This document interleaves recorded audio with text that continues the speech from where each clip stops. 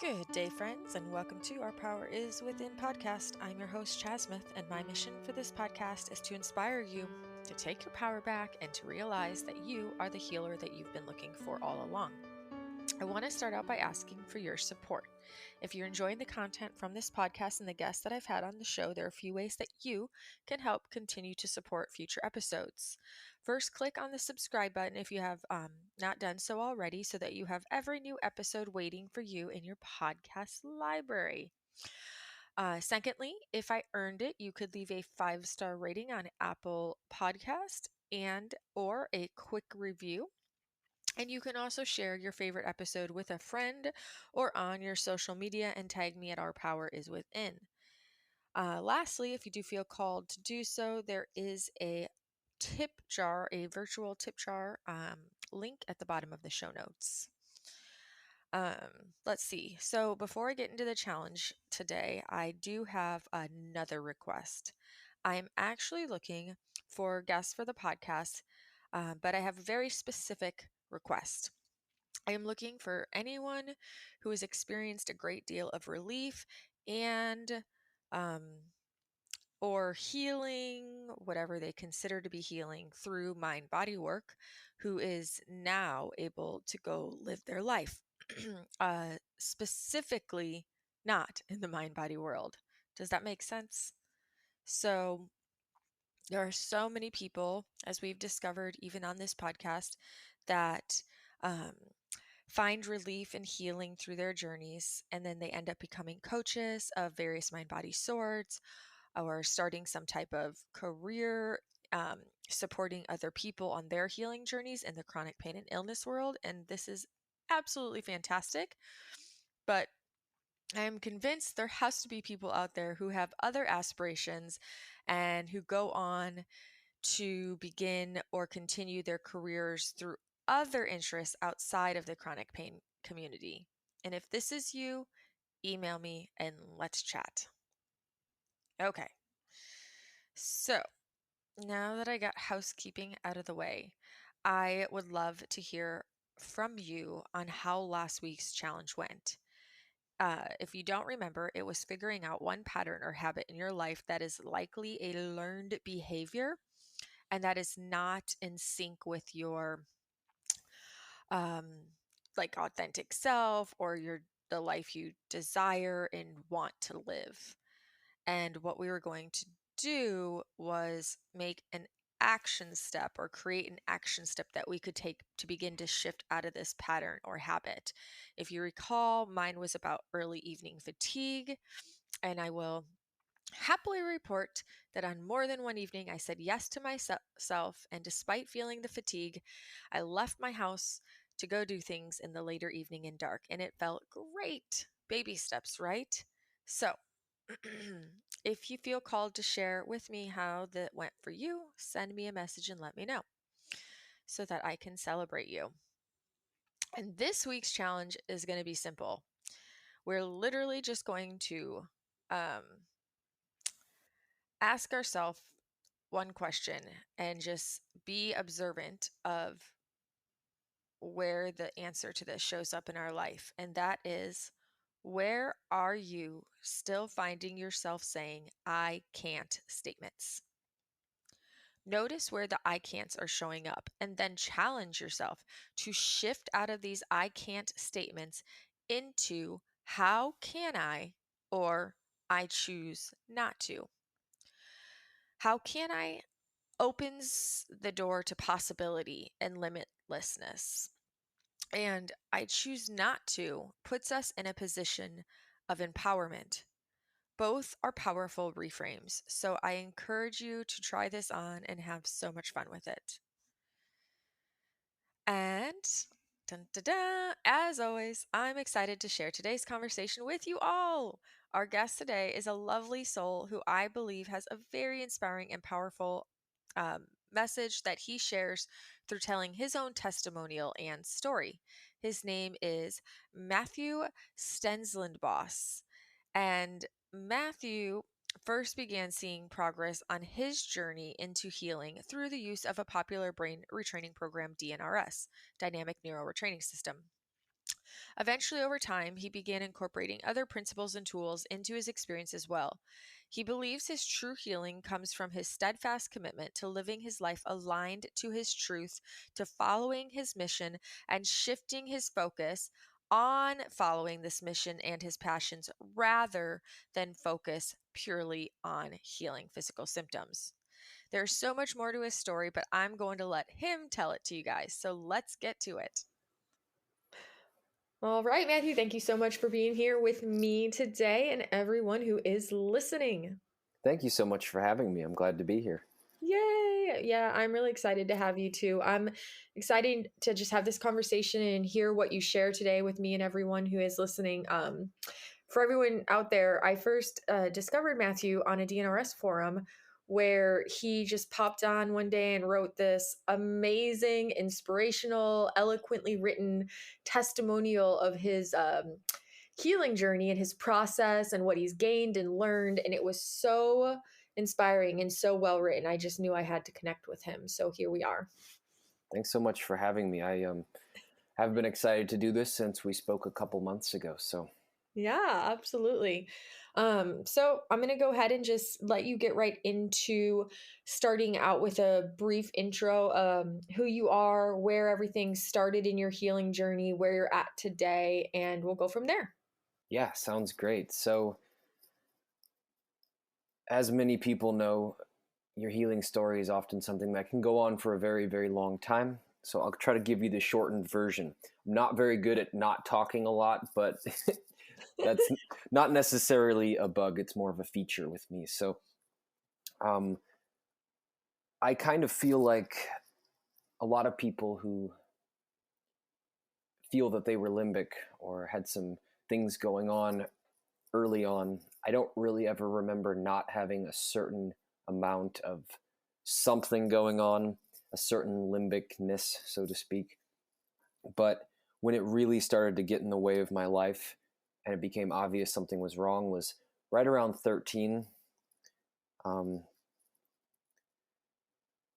then it kind of got progressively worse over time until I became bedbound at about, I'm trying to think what year that was. I would have been 24. And this started out for me as just, some anxiety. What I later understood was depression, some insomnia, and a couple other things. And it eventually turned into adding fight or flight to that, where it wasn't just anxiety. It was like if I had something upcoming, I'd just be in fight or flight constantly.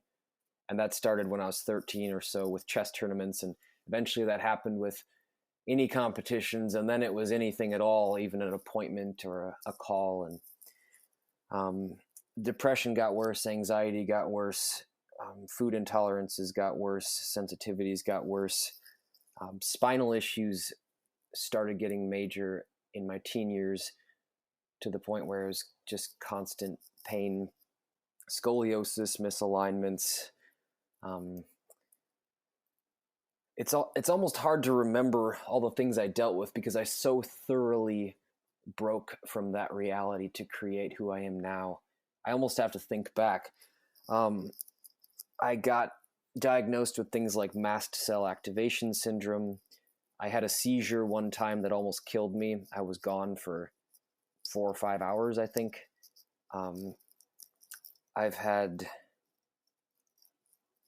It's so weird. I'm trying to even think of what all my other symptoms were because there were so many. I definitely was diagnosed with Lyme disease, Epstein-Barr, a pretty strong indication of Ehlers-Danlos.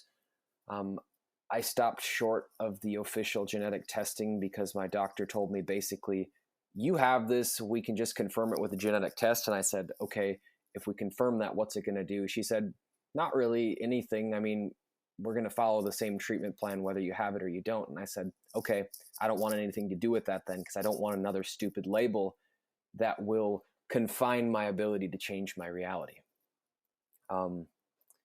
So by the time I was about 24, I was bedbound, 24, 25, right in there. And that lasted for a few years. At my worst, staircases were a major undertaking. I would sometimes go weeks at a time where I didn't even go down a staircase. I'd maybe leave the house once every few months. And I was very, very, very dissociated. I couldn't really feel the world around me. I mean, like if somebody was standing in front of me waving their arms, I would know somebody was standing in front of me waving their arms. If they spoke words, I could process them and I could spit something back out, but I wasn't there doing it. It was just some automatic thing in my brain, like a call and response that was happening on an autonomic level almost. Not literally, but that's sort of a way to understand it metaphorically. And yeah, there was basically no sleeping. I don't think I slept truly for a few years there. And just a constant, awful charge running through my nervous system all the time. And they were, mold sensitivities, food sensitivities, et cetera, et cetera, et cetera, et cetera. You know the kind of story. So, but I eventually found DNRS. I'd done other brain retraining programs, other mind-body programs. I'd been through everything under the sun with every healing modality you can imagine. And DNRS was one of the only brain retraining systems I hadn't tried. And I finally found that and found a good coach for the first part of my journey, at least. And I just threw myself into it. And from there, it took me a few years, but I eventually got to the point where I was doing everything that I set out to do at the beginning. I started from couldn't do anything. Staircases were a huge victory if I did them at all. I'm coaching people with chronic illnesses in how to recover. And I'm coaching men in how to be in their power more fully. And on top of that, I am living one of my other deep passions, which is being a musician. I have a band, and we got to play some really cool shows in the last 2.5 years, including one that was on a big, big stage for a huge crowd of people. And last August 2021, I got to fulfill what was probably my final visualization that I did during retraining, other than the long-term ones that just need more time to complete, like owning land. But I hiked to the top of Black Elk Peak with my girlfriend. It's also known as Harney Peak, and it's in the Black Hills of South Dakota. It's the highest peak between the Rocky Mountains and the Pyrenees Mountains in Europe. And the last maybe quarter mile of it, I was literally running up it. And I did it with a cold. And so that was when I was like, yeah, I did it. So there's a decent introduction without rambling too much. That's awesome. Just to get a perspective, what year did you actually start DNRS? Let me see. I think it was June 12th or 13th of 2018. Wow. Okay. So June 2018, and by August 2021, you completed your last large main visualization. Yeah. That's impressive. That's amazing. But from my understanding, you did start DNRS and sticked with the protocol at first, but then you kind of shifted things, and there were some nuances with how you approached it later on in your retraining, correct? Yeah. So, and this is something that I tell people that I work with, that early on, it's very, very important to stick with something and not complicate it, not add a lot of things in. So in the first 18 months, I put myself in an echo chamber where, and I call it bubbling, that's kind of my word for it, but I listened to absolutely nothing. Excuse me. I listened to absolutely nothing except the DNRS dogma. Maybe that's the wrong word for it. The DNRS code, however you want to put it, and whatever my coach would tell me. And I only listened to positive inputs. I was listening constantly to books by people like David Goggins, James Lawrence, these super athletes who had nothing to do with healing, who had no idea what it's like to be sick like that, because I was putting myself in a reality where I wasn't even thinking about sickness. I was just totally focused on the new reality. But yeah, it was the first 18 months, I was really, really rigid about just doing the DNRS and whatever my coach would tell me. After that point, I started to branch off a little bit as it became clear I needed to. Gotcha. That's really cool. I love that you brought that up about listening to books that had, this is so valuable because I think so many of us, when we're dealing with chronic illness and chronic pain, it's so great that we have these communities, right? Like other people in the chronic illness community that we can support each other. It's awesome. But I do believe that sometimes we can get so focused on wanting to read everything we can about everything healing and just get really focused on like and testimonials are so profound. That's why I have this podcast, because having somebody like you on to share your story is really inspiring and supportive. I love this perspective to also immerse yourself in listening to things that have nothing to do with chronic illness or chronic pain and really put yourself there in that like different state of reality. That is amazing. That's such a neat outlook that I haven't really had anyone else on the show talk about it from that perspective. So that's really cool. I feel like a lot of people, they're focused on healing an illness. They're Yes. focused on getting better. And I certainly had that perspective for a long time. But what I figured out was that if I kept having that perspective, if I was able to retrain and heal at all, it was going to be slower. And so I set my sights on people who thought completely differently. Because even when you're in a community of wonderful people, and the DNRS community is one of the best communities out there, I've never found a more loving, supportive group of people overall. However, even if you aren't saying a damn word about your symptoms, even if you aren't talking about any of the stuff you're dealing with, it's in the energy field. It's there anyway. And everybody's coming from a similar place. So one of my heroes during this period was James Lawrence. For those who don't know him, he claims to be a very average guy. I don't know that he's actually average, but he was an out of shape 30 something at one point when his wife basically sat him down and said, "You're pathetic. You need to get in shape." Because he'd done a 5K fun run and got passed up by mothers in strollers. And he's like, "Yeah, I'm out of shape." And long story short, he has since done 100 Ironman triathlons 100 days straight. What? So we're talking, I forget the exact numbers, but it's something like 26 miles running, 112 miles biking, and like two or three miles swimming. I'd have to look at the exact numbers, but I was looking at that and I was saying that's my model.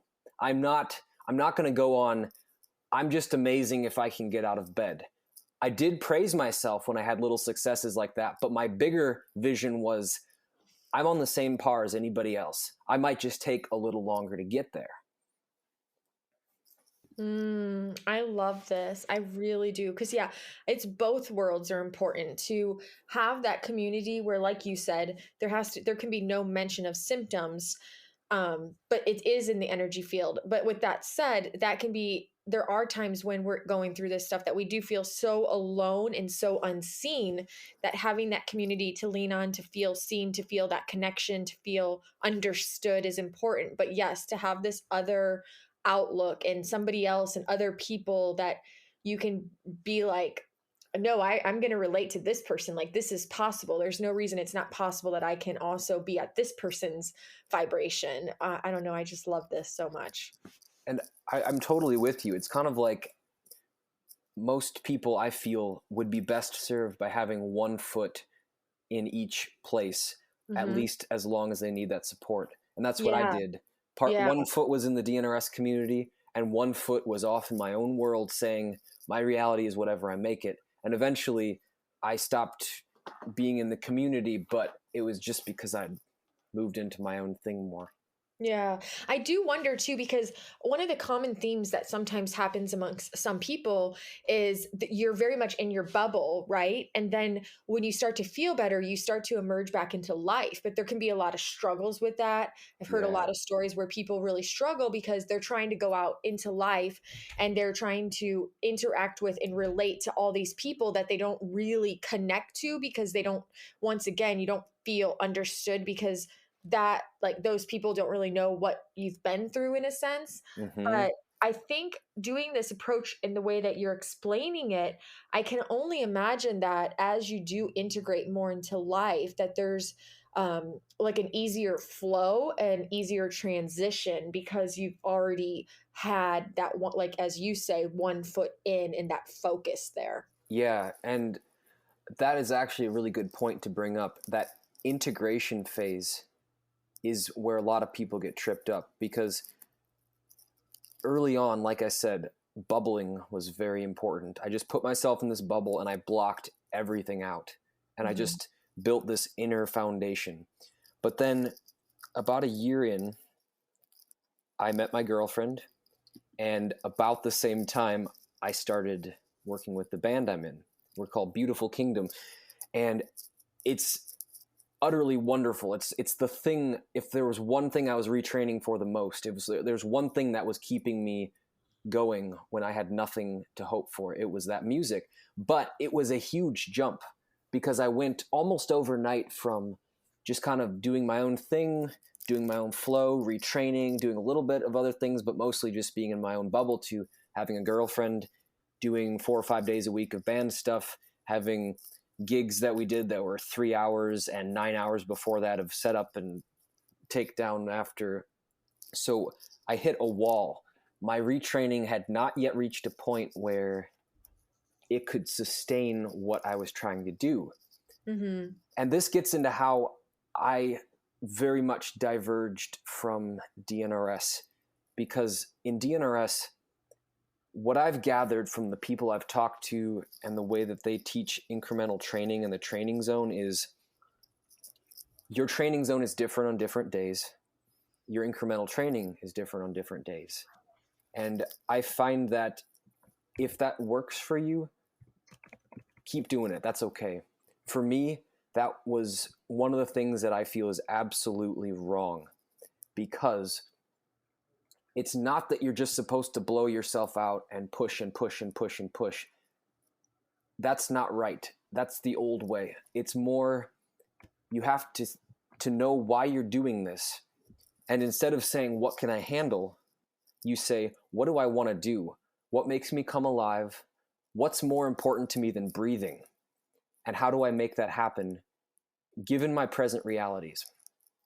And for me, that was music. So when I started hitting a wall and my limbic brain started fighting me hard again, there was a part of me that's like, well, do I have to stop? Do I have to stop doing the music until my limbic brain calms down?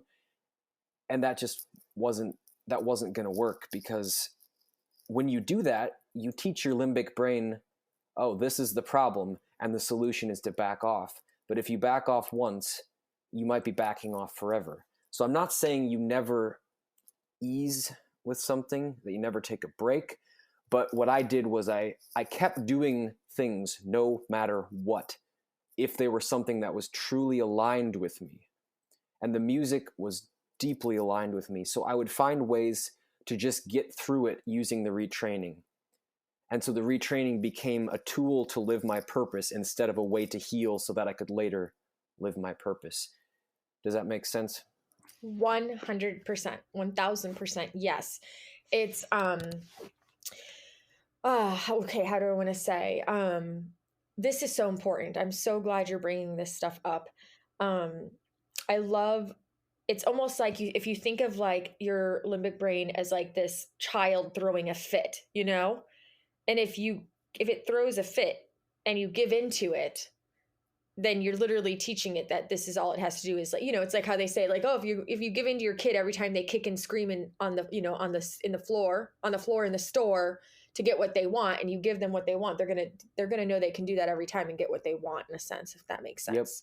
And exactly. I think and you already pointed this out, and I think this is also important to not be misinterpreted by anyone listening, which is, this isn't to say that you do this on day one of retraining. There's a No. period of time that you're building a foundation and quieting the overall limbic system, and calming the overall nervous system, and building like a mental resilience so that you can then do things like this. And I really love that you mentioned that it's all about when you're aligned. So it's not about just pushing through and doing all this stuff that really doesn't matter and it's not bringing you joy anyways, but like, is it lighting you up? Is it filling your soul? Like, is it bringing you joy? Are you feeling like this is your soul calling? And that, I think, is such a key um like a key factor, and like and a major difference, and it's similar to what, I don't know how much you know about Dr. Kathleen's program Primal Trust, but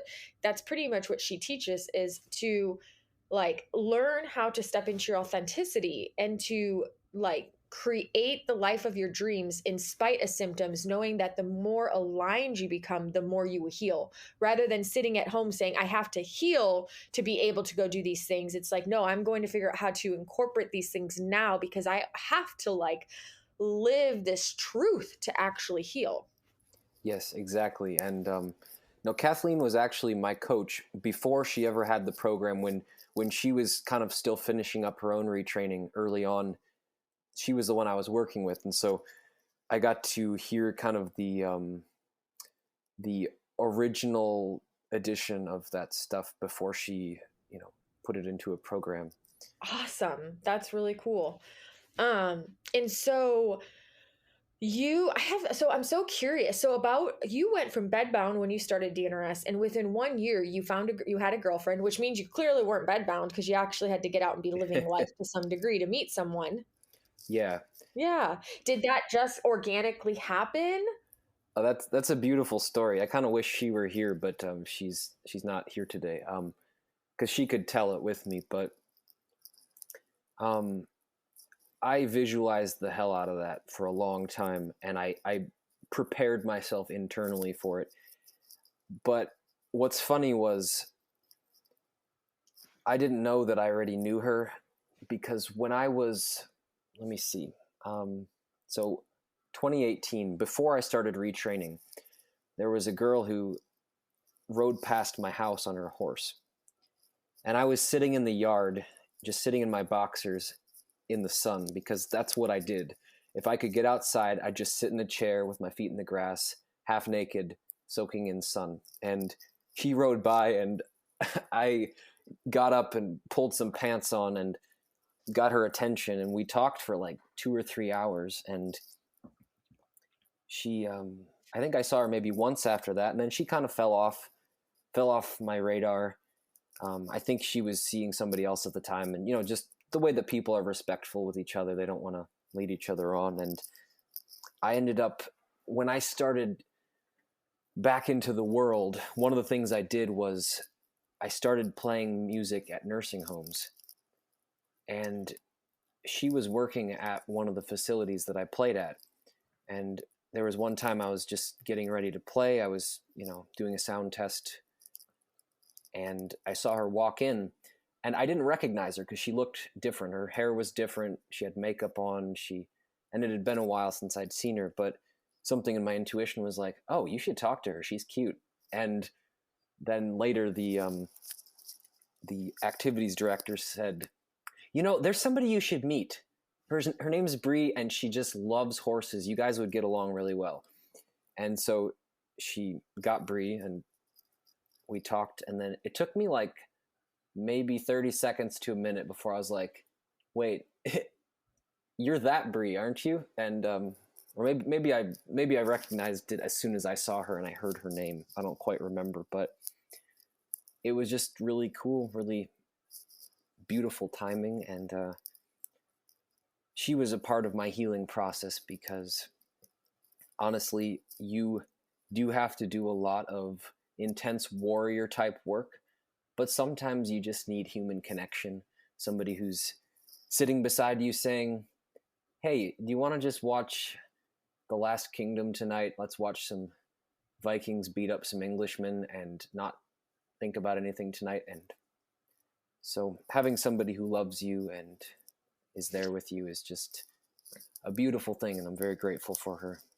That's so awesome. And I think it's so good because I know that a theme sometimes that happens is when we're going through chronic illness and recovery and we are single a lot of times, and myself included in this, so I can speak on my own personal behalf, we can go through this internal battle where we almost feel like the illness, the sickness, the symptoms we have make us unworthy of the relationship we desire.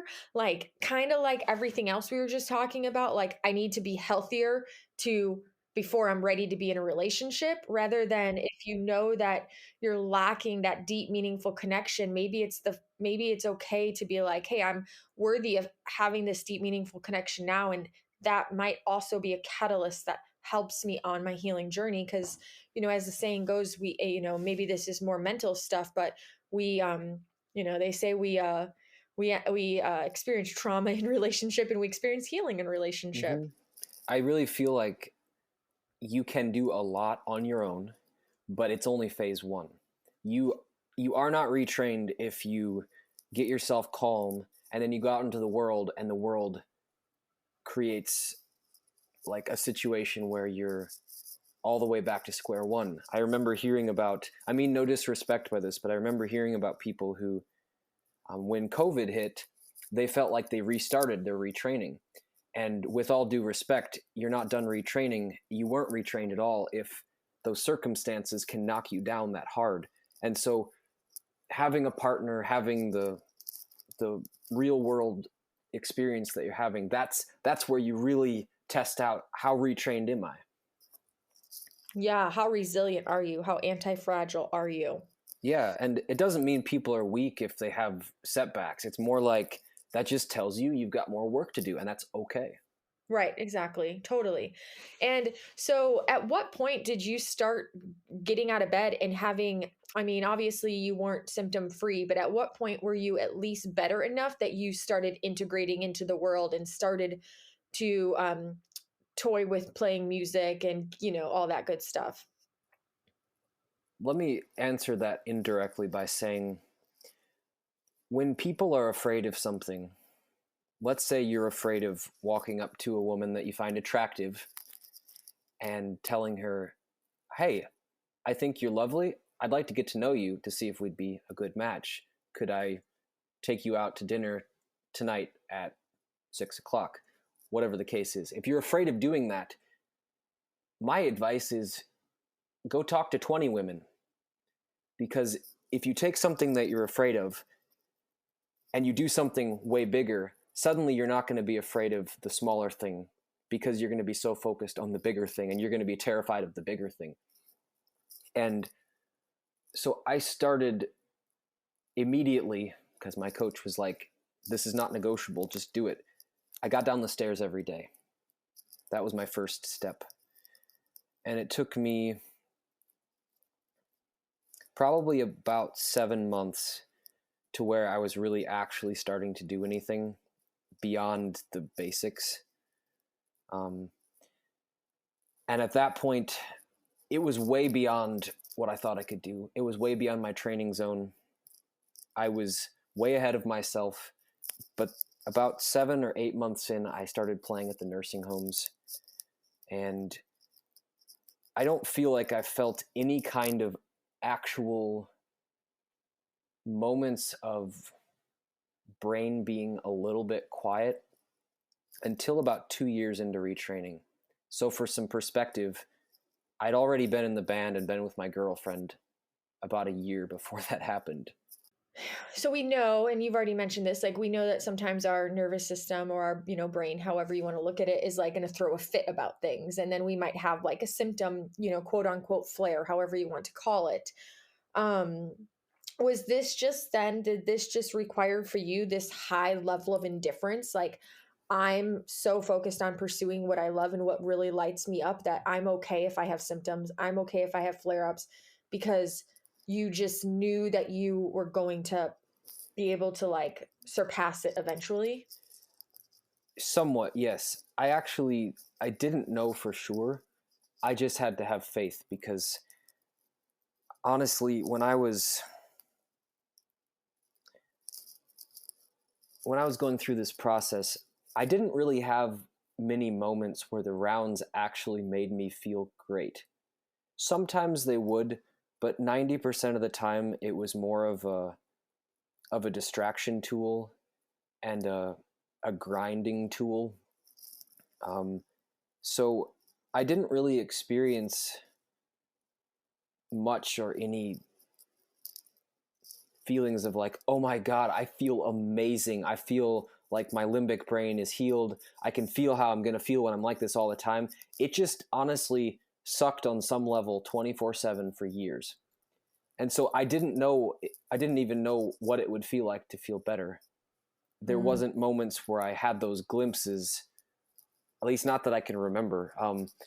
So I just had to go on faith. And I wasn't even sure I could do it. I just knew that I basically said to myself at a certain point, I'm either going to succeed at this or I'm going to die trying. And I didn't logically think I was going to die. I didn't really believe that, but I knew it was theoretically possible that I'd be doing this 20 years from now. But I just said, no matter how hard this is to do, I'm still going to do what I'm going to do. And I don't know what the end result is going to be. But about 2 years in, I felt very stuck still. And I started just accessing my intensity and anger in a different way. And that's another thing that I do very differently from DNRS, because they're very anti anything that's not fluffy and nice. And that's good at the beginning. You do want to be able to build a foundation of regulation and tuning your instrument deliberately to the frequencies you want. But at a certain point, people have to be able to say, I'm going to get comfortable with my anger. I'm going to get comfortable with my darkness. I'm going to get comfortable with my sadness and my fear. And I, at a certain point along the way, without knowing it, began making friends with those things. And about 2 years in, I started actually getting to where when things got really tough, I'd have a 2 or 3 week dip. I would, instead of feeling bad or feeling sad, I wired the feeling of victimhood, the feeling of hopelessness out of my system. And I replaced it with, if you need to edit out the swearing later, that's fine, but I'm going to burn the fucking world down if I have to. I will come up to heaven and pull God off his fucking throne and make him do this because I've worked hard enough and I deserve to live the life I want to live, because I'm here to help people. I'm here to bring beautiful things to the world, and I will not be stopped. And I brought that kind of intensity. Well, that's honestly very much toned down from what it actually sounded like. And that actually helped me retrain. I shit you not. It was huge, because I find that the biggest problem, if there's one thing I could remove from everybody's brain who's trying to retrain limbically, it's the feeling of helplessness. If you remove the feeling of helplessness, what you can replace that with is this feeling of intensity that says, you might have me backed into a corner. You might have me in a position that I don't know how to get out of. And there might not even be a way out of it, but by God, I'm going to fight. I'm going to fight until I find my way. So I hope that answers your question. I know I kind of tend to go roundabout with everything, but No, I love it. I love this so much. And yes, this is really important. And I think it's like anything. I think, I know in my personal experience, my own opinion is I do believe that there, like I had said already at the beginning, there isn't a one size fits all. That's why there's so many different modalities and tools out there.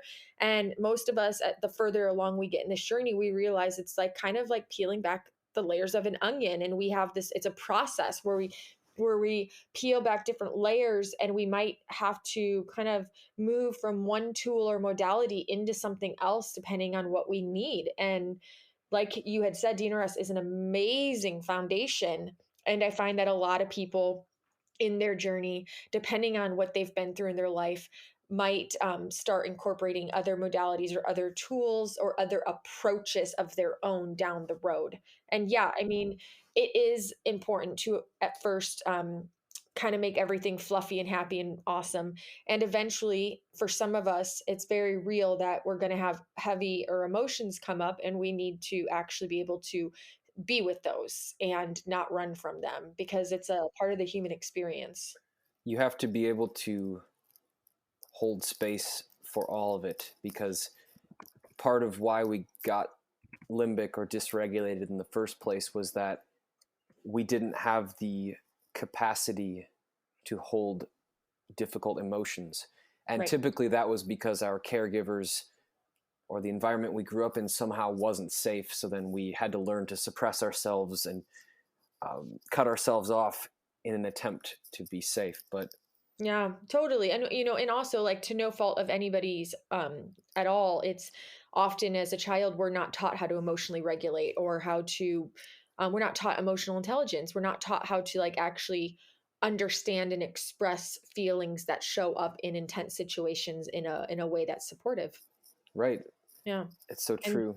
and so these things that show up as really challenging experiences like being sick or being ill or being in pain can really be a gift in that it brings us to a point of like desperation where we're willing to do anything, and we find something that becomes very much this whole healing experience, and we start to tap more into this truth and these deeper layers of self, and then we realize like, oh, this is where we get to actually heal because of this experience. Like this hard stuff brought us to this opportunity to like expand. Yeah, exactly. I just had a new client yesterday, and I told her, I'm glad you're in pain. And I obviously immediately followed that up with, I'm glad because if you weren't in enough pain, you would avoid continuing to do the work. You would avoid doing whatever it takes to get this done. So I'm glad you're in pain because it's going to give you enough motivation to do what it takes to get well. Yeah, exactly. It becomes like it serves a purpose for sure. Hmm. Speaking of purpose, you mentioned that that there's some ways like down the road that you retrain differently. We've already been talking about some of it, and then how this also kind of transfers into how you coach people. And you explained something as a purpose-based retraining. And I was wondering if you could kind of share a little bit more about what that means, and then some of yeah, just the other shifts that you experienced in your own retraining and how you show up for coaching. Sure, yeah. So we've already touched on some of the main points of what we'd call purpose-based retraining, but just to reiterate, it's that sense of I'm retraining in order to help me live my best life. I'm not retraining in order to get well so that then I can go do it. If I hadn't started trying to live my purpose, I would not have gotten well. I would still be bedbound to this day. I really truly believe that, because my limbic brain would have held a stranglehold on me forever if I hadn't said, fuck you, I'm doing this. You can come along with me or you can get dragged behind. And obviously you need to be able to separate yelling at your inner child with yelling at that faceless, nameless black thing that has no soul. And with my inner child, I would be gentle and firm and kind. And with that black, nameless mass, the other, that's what I would yell at. But another part of that is it goes deeper into your thinking than, it's not just a surface level, like I'm going to find my purpose and then I'm going to do what I have to do to live that.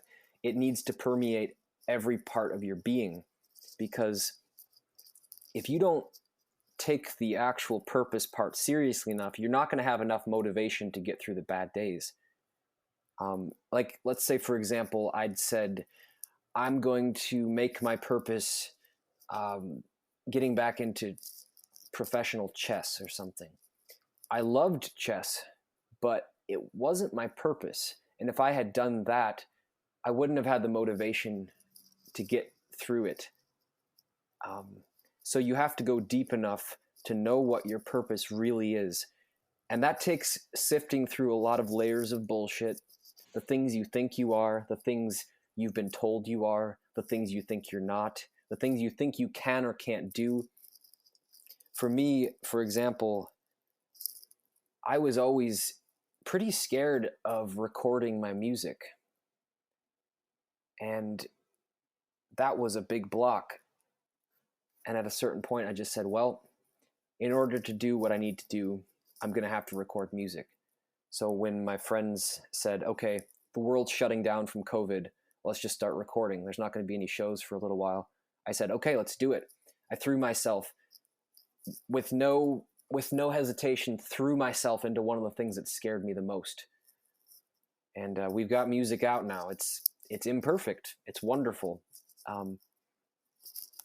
So your whole focus is on the future, really. And that's a delicate balance to have, because a lot of us do need to learn how to be in the moment, how to breathe, how to just take an evening to watch TV or to screw around with video games or do things that don't necessarily have a purpose.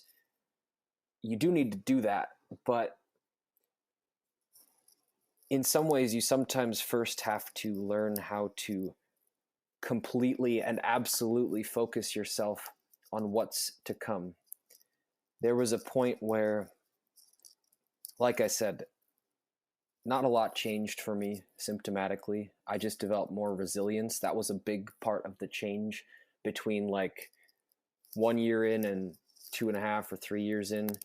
The biggest parts of the change were actually in my resilience, and the symptoms came later. But basically, the reality that I was in, by every evidence of my senses, was I've healed somewhat, I've regulated somewhat, but I'm still very stuck. I got way more evidence that I'm still stuck than anything else. The only thing I had was really my experience in pushing through things and my intuition telling me that I was going to do it. So I ignored all the evidence. I ignored it and ignored it and ignored it. I ignored how I felt. I ignored my training zone. I ignored incremental training. I went through shows with the band where we had to play a 3-hour show. It was like a 12-hour day. And I could hardly stand up because my limbic brain was trying to stop me. And I had every symptom I'd had at the beginning, but my willpower was so strong that I said, try to kill me. Do it. I don't fucking care. I'm going to do this. You're going to have to strike me dead in order to stop me from doing this. And so naturally, I called the limbic brain's bluff, and it was shown for the fool it was. But I kept saying, this is the reality I live in. I live in the reality where I make plenty of money, where I play music, where I'm helping people get well when nobody else could help them, and I'm their last resort, like the position I was in. And I lived that and lived that and lived that to the point of absurdity, to the point where I was like, this isn't going to work. This isn't going to work. I'm just lying to myself. But I was so invested, and I'd gone so far with this, and there was just nothing left to do, that I was like, it doesn't matter. I'm going to make this happen. This is my reality now. And eventually I kind of beat reality over the head until it matched what I said. I love this. This is a really cool perspective. It's a really different, it's a little bit of a different approach. And I have to say, like, this is even good for me to hear, because sometimes I feel like I question myself, right? Like there's this intuition, this passion where I'm like, no, I just need to go do this and trust, But then there's this like stinky little voice that comes in and is like, maybe you're just pushing us too hard. And it's like that voice that then says, why don't we just go home and like rest a little more? And so I've definitely gone through this teetering of like, what's pushing too hard versus what's not pushing enough, like where am I babying myself too much and too much coddling, which is only reinforcing pathways that don't actually support me living the life of my dreams, versus like, where is it okay? And I get what you're saying too, because I know initially I thought, well, Chasmith, you have this history of pushing, right? Which kind of got you sick. But as you've like really mentioned, the difference was before I might have been pushing for the wrong reasons. I might have Yes. been pushing because I felt a need to do certain things because of for a false sense of security or to feel valuable or worthy versus a need to do certain things because it literally lights me on fire and like gives me a sense of being alive. And that's the difference. It's the difference between extrinsic and intrinsic motivation. Extrinsic Mhm. is, I'm doing this because my mother thinks I need to do this, or because my boyfriend or my girlfriend or somebody else is kind of influencing me. That's when your limbic brain will shut you down and pushing won't make any sense because you're out of alignment with yourself. But Mhm. when it's something that's coming from your core, like you do it, if you had to choose between that and breathing, you'd do that. Or to put it in less dramatic terms, if you had 1 year left on this earth, that's the thing you'd be doing. Those are the things that you can do and you can push with because you're not pushing anymore. You're living. And um, Yeah. one thing I should probably note is my my my way of working isn't always just intensity. I work with a number of people who actually do need gentleness in the approach, and when that's the case, I can be very gentle with them. There's a few women I work with, especially, who have appreciated what they call my bedside manner. That I can be firm, but also very supportive, and so it's okay if you're at a point where you're saying, I'm genuinely not ready to push the way you're talking about pushing, but I'm ready to just do a little bit more of that. This is what I want to live, so I'm going to do it approach. Mhm. Wherever you're at is okay. I don't want people to think that you just have to get up and change it all overnight. No, totally. And that's the thing is, and it's all a process. And just like there was a very long period of time where because of my past of pushing too hard, I absolutely did, that little girl inside absolutely did need to be um like held and needed softness and needed gentleness and needed me to be like, hey, it's okay if we do less. It's okay. It's okay Yeah. if we choose to rest more. But then you get to this place, at least I got to this place where it was like, okay, now I've taught myself that, like, I'm teaching myself that I can trust myself. I'm teaching myself that I genuinely have my best interest at heart. I'm Precisely. teaching myself that I'm not going to just go push myself to do things that are not really helping us or hindering us. And like it's like, do you trust me? Do you trust me now that if I make this choice and I go for it, that we're gonna be okay? So I think it's just like this process, and that we have to like go through. And yeah, we're all at different places, and we all absolutely sometimes need that softness and the not pushing. Absolutely. Yeah, it's not one or the other. And I think it can even just vary sometimes, like maybe there's a season where you need a little bit more gentle, and then it's like a season where you need a little bit more firm. What you said about trust is true from my experience as well. You have to develop trust with yourself again, because a lot of us, we got limbic because we had to split off and we broke trust with our Hmm. true selves. Yep. Um, Another thing in that purpose-based retraining frame is, and again, this goes along with everything else I've been saying, but consistency is everything for me. Um, I always showed up for my retraining. I literally never missed one day, not once, no matter what was going on, no matter how much I had on my plate or what my limbic brain was doing. I never missed a day. And there's certain people who'll say, yeah, I just took a week off, I needed a break. And if you really feel like that works for you, that's okay. I'm not judging, but I feel like having what I call brutal consistency was one of the keys, because when you've got nothing else, when everything seems to be in chaos, whether it's just internally or it's externally as well, the one thing that you have control over is what kind of practice are you going to do that day? Are you going to do your rounds? Are you going to do whatever else you do every day? And for me, it was, I think about January 1st. So 6.5 months into my retraining, I said, I'm going to walk a mile a day in total steps. So if I walked 10 feet, that was part of my mile for the day. But it was a huge, huge, huge leap for me at the time. And I never backed down from that. I never didn't make it. Even if it was 11:58 at night when I finished it, I did it always. I feel that, yeah, there's a season sometimes where you have to let yourself be softer or gentler, but then learn to be firm and committed and brutally consistent when it really matters, so that you can be gentle with other things and still take care of what you need to. It's really well said. Yeah, I really like how you said that. Um, okay, so we've talked a lot about your personal experience with retraining and healing, using different tools, how you've kind of like made this journey unique for yourself and what you needed. And we've mentioned a little bit about how you're coaching also. So maybe we could kind of go into that a little bit and you could share with us about um, yeah, what you I guess you recently launched a men's program, and I'd love to hear a little bit more about that and share that with people listening, because as we know, there's it's definitely a heavily women dominated community, so it's great to see resources out there that do cater to men. Yeah, absolutely.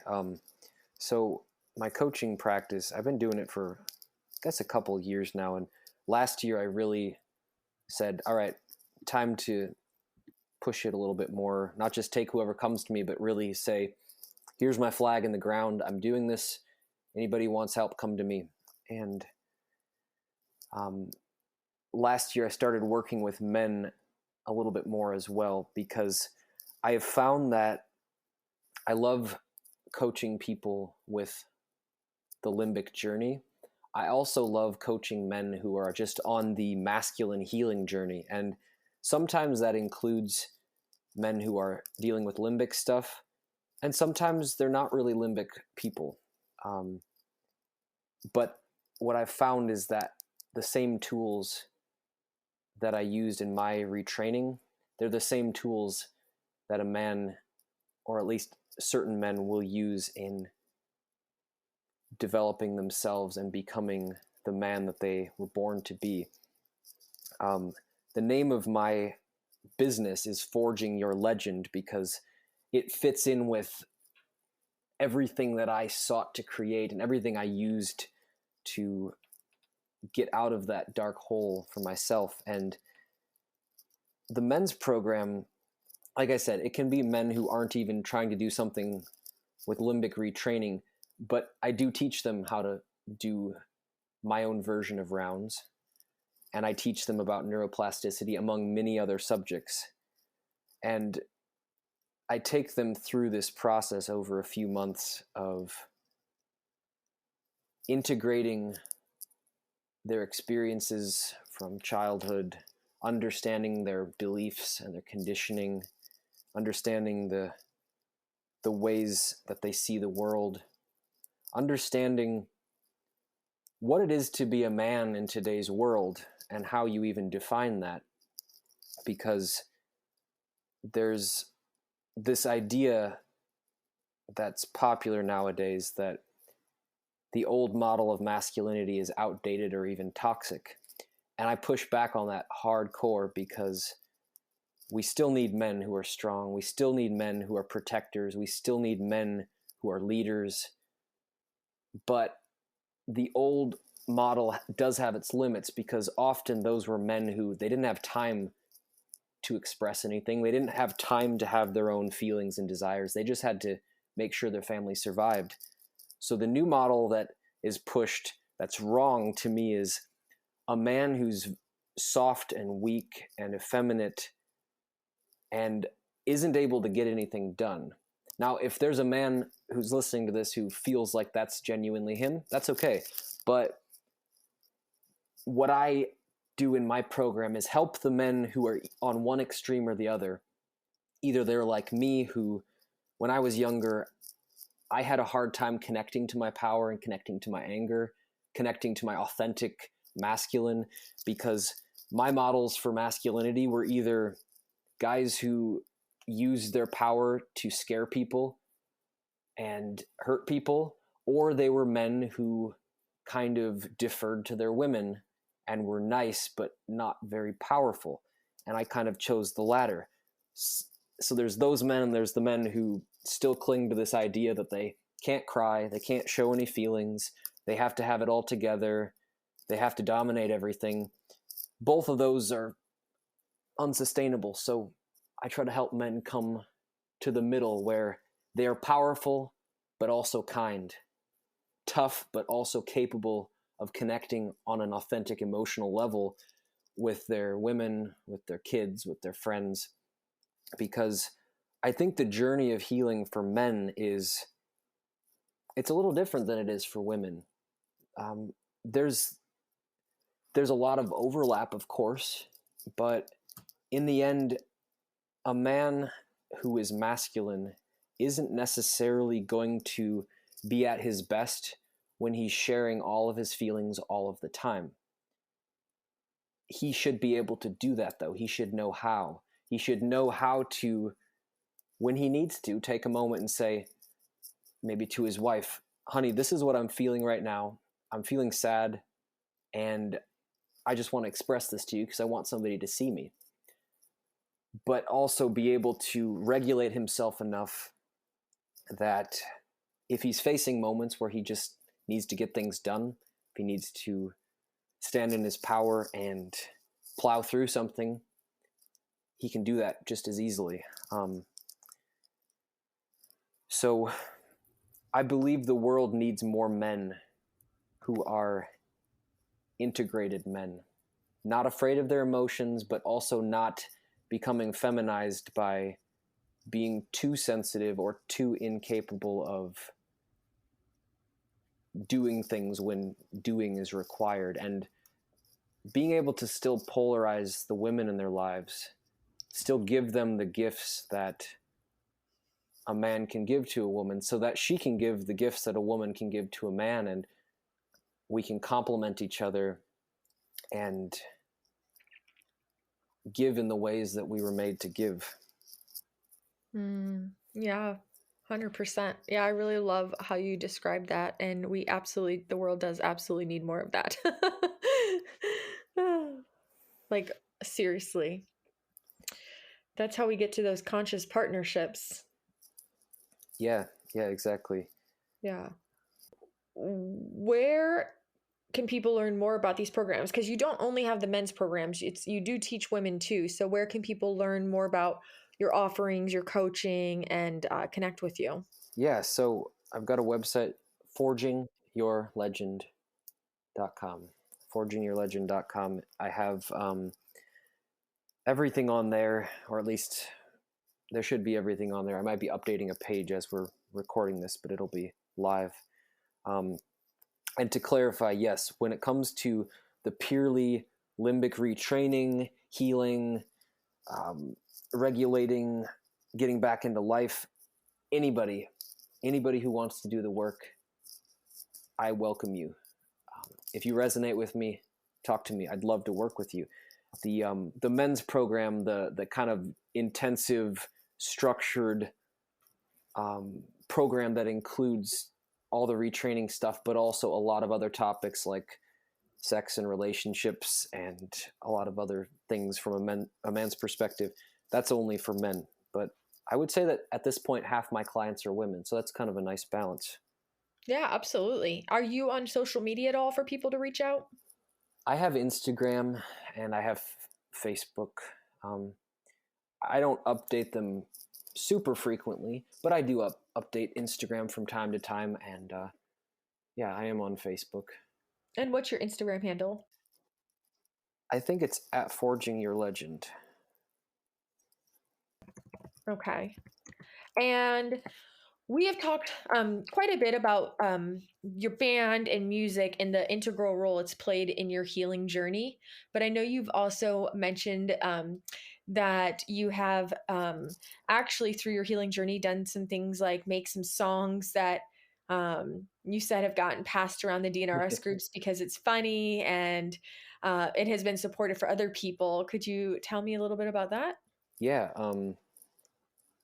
there was a song that I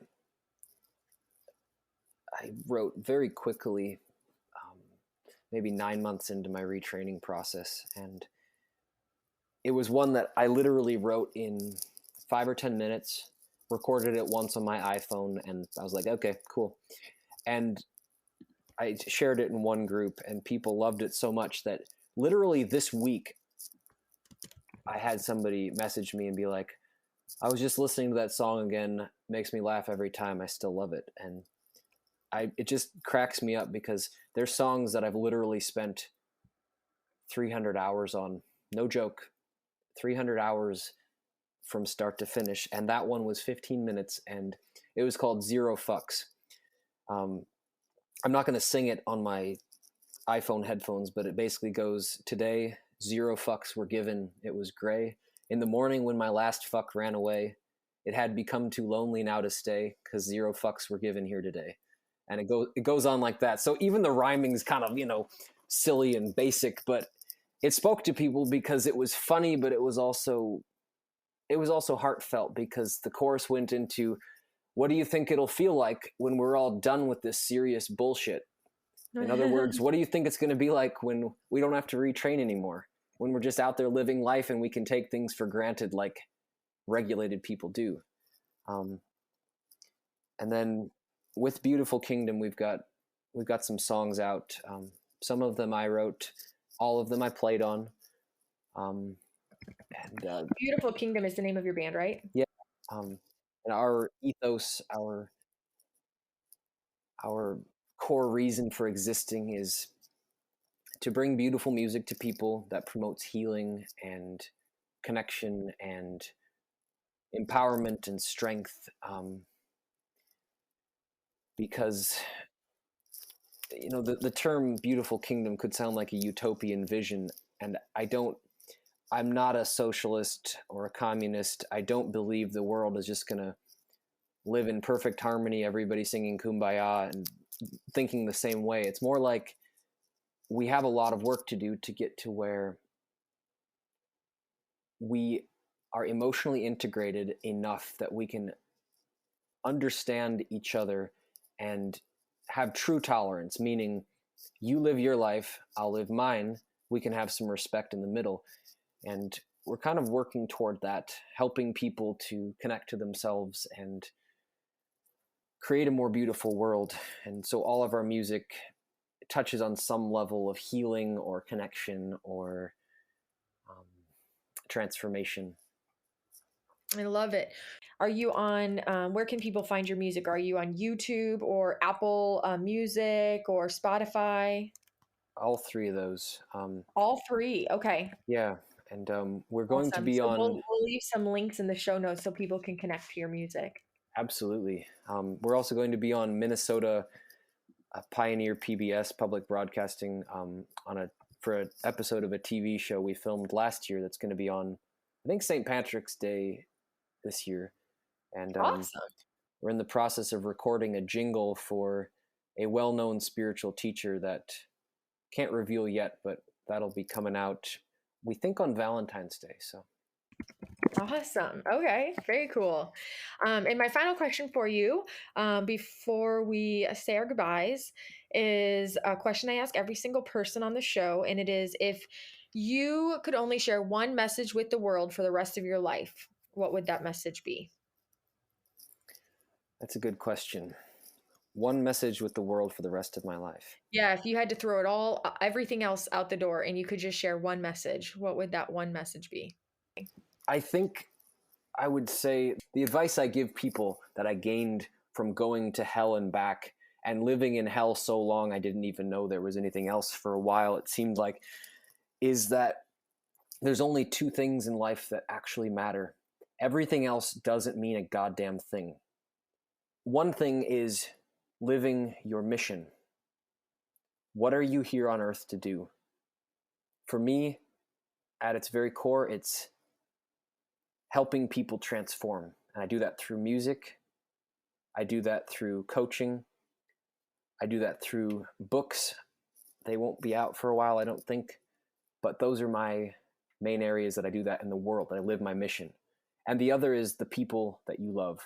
So the only two things that matter in the world, everything else is unimportant besides living your mission and loving the people that you love. Name me anything else that really actually matters compared to those things. Yeah. That's powerful. Because like your mission includes serving the world. So you are both serving yourself, because your mission should contain what makes you happy, but it's also a gift to the world. So you're both being able to be positively selfish and positively selfless. And when you love the people you love, that can include the whole world if you really can extend it that far. But at the very least, you're going to love the special people in your life, and you're not going to take that for granted. All the money you can accumulate, I'm not somebody who's going to tell you that money doesn't matter, but it's only a means to an end. It's a tool. It's a form of energy and power to help you and the people you love live out your own missions. And yeah, the things you own, the money you have, even the places you go, unless that's part of your mission, those things just don't matter the same as living your mission and loving the people that you love. I love that. It's a beautiful way to end this amazing conversation that we have had today, Matthew. Thank you so much for making this work with us to connect and just being here with me today, with everyone listening, with sharing your gifts, for being committed to your mission, and doing what you do, and then being here. I really appreciate it. I appreciate you, because you're right. When you are committed to your mission and you're committed to yourself and your growth and showing up and living on purpose, you are making a contribution to everybody. So it's awesome. Absolutely. It's been a pleasure to be on the podcast. I really appreciate this. And I'll look forward to connecting with you again in the future. Yay! All right, that's a wrap. Hope you enjoyed Matthew's story, and find the links in the show notes to give him a follow on social media. Have so much fun challenging yourself to notice and replace those I can't statements in your life. And until next time, make this week great.